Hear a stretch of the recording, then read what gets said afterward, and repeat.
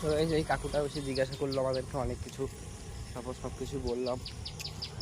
সবাই একই কথা বলছে, মনোবল থাকবে ততদিন, দেখা যাক কতটা পারি। সবে তো 4 দিন, কতটা যেতে পারি কতটা না পারি।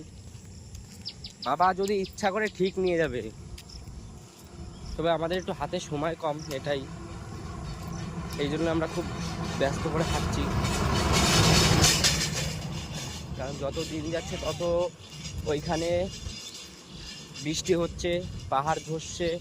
এবার যতটা সময় যাবে ততটাই বৃষ্টি মানে বাড়তেই থাকবে। শুধু সামনে পুজো, এর আগে আমাদের ফিরে আসতে হবে যে করে। সো কি আর বলবো, মানে এতটা রোদের তেজ সকালবেলাতেই। এখন বাজে সকাল 8টা 19, এখনই দেখো কি পরিমাণ রোদের তেজ, দেখেছো?